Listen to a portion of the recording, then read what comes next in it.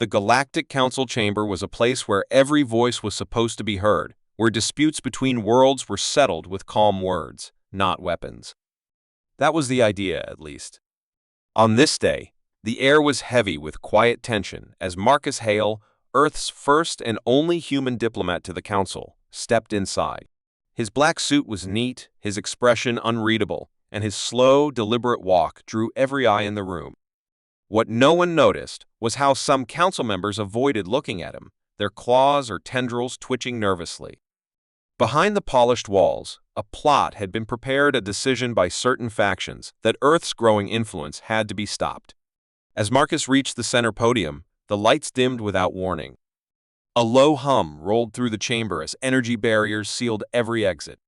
From 3 different corners, armed guards of alien design stepped forward, their weapons humming with lethal charge.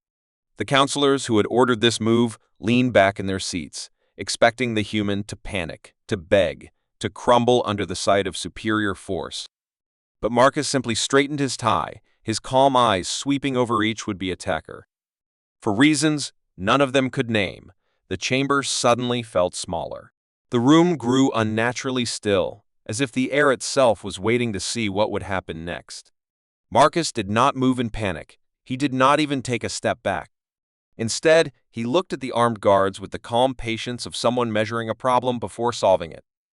His voice, when it came, was quiet but clear, carrying to every corner of the chamber without effort. Think very carefully about what you're about to do. The words hung in the air, heavier than the sound of any weapon. The guards hesitated, their training battling against an instinct they didn't understand, a primal warning buried deep in their minds. Somewhere in the council seats, a faint murmur rippled, but it died quickly as Marcus's gaze shifted toward them. The counselors thought they knew who he was, a negotiator, a talker, a newcomer to the galaxy's stage. What they did not know was that before the suit, before the title of diplomat, Marcus Hale had worn combat armor in wars no alien had ever seen. He had walked on worlds where the air could kill, faced enemies who left nothing but silence behind. And now, that silence was beginning to creep into the council chamber. The first guard moved with a burst of speed, his claws slashing toward Marcus's chest, confident that the thin human frame would not withstand the blow. But Marcus shifted half a step to the side, catching the alien's wrist in one smooth motion. There was no wasted movement, no flash of emotion, only precision. A sharp twist and a controlled pull sent the guard crashing to the floor with a sound that silenced every breath in the chamber. Before the others could react, Marcus was already moving, his suit flowing with him like a second skin. It was no ordinary garment. Beneath the elegant black fabric was a weave of advanced kinetic fibers, dampening the force of impacts and amplifying his strength.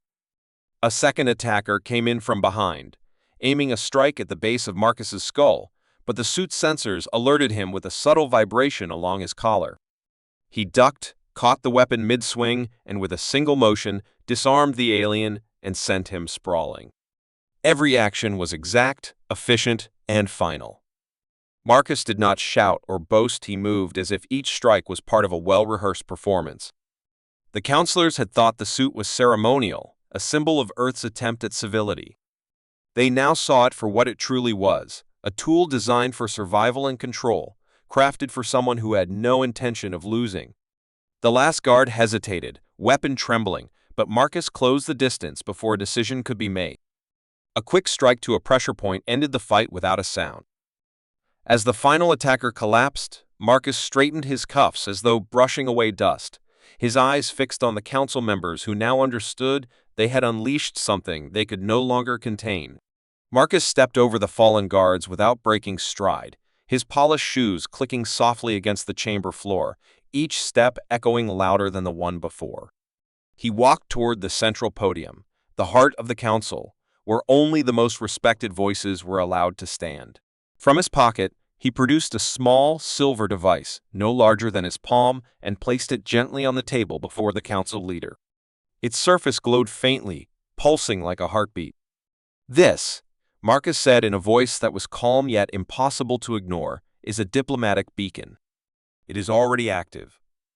In 5 minutes, If I do not send the cancel signal, it will transmit a full report of what happened here directly to Earth's Defense Command. The chamber seemed to shrink around his words. The counselors, who moments ago hid behind arrogance, now exchanged urgent glances, their eyes betraying fear. They knew Earth's fleets were small compared to older civilizations, but rumors of their efficiency in war had begun to spread whispers of conflicts that ended in days, not months. Marcus leaned slightly closer, his gaze sweeping across every face. We came here in peace. If you wish to keep it, remember that what you saw today was me holding back. His tone carried no anger, no threat. It was worse. It was certainty. The room was silent except for the faint hum of the beacon, a reminder that the choice now lay entirely with them. In that moment, every counselor understood they had not tried to kill a diplomat. They had tested the patience of something far more dangerous. The council leader's voice trembled as he gave the order to lower the security fields, the shimmering barriers vanishing with a faint crackle. Medics rushed to the fallen guards, but avoided looking directly at Marcus, as if eye contact alone might invite danger. He picked up the beacon from the table, his fingers brushing over its surface before switching it off. The faint glow died, but the unspoken warning it carried still lingered in the air. The chamber, once filled with the confident voices of seasoned politicians, now felt like a tomb, every sound swallowed by a heavy silence. Marcus adjusted his suit jacket, not out of vanity, but as a deliberate gesture, a reminder that he was still composed, still in control, and still dangerous. The counselors tried to recover their authority, offering polite words about misunderstandings and procedural errors, but their tones were strained, their eyes betraying the truth. They had seen how quickly the human had dismantled their finest guards, how effortlessly he had taken control of the situation without firing a single shot. Marcus turned to leave, his measured steps carrying the weight of a decision that could change the balance of power in the galaxy. Every footstep seemed to echo long after it landed, each one pressing deeper into the memory of those who watched him go. Whispers began the moment the doors closed behind him, rumors that would spread across the council station and beyond. They would speak of the human who walked into a trap and left it standing, unscathed and unshaken. They would speak of the black suit that was not just clothing but armor, of the voice that carried no threats yet promised destruction. And they would speak of the eyes that never flinched, even in the face of open hostility. To them, Marcus Hale would no longer be just a diplomat.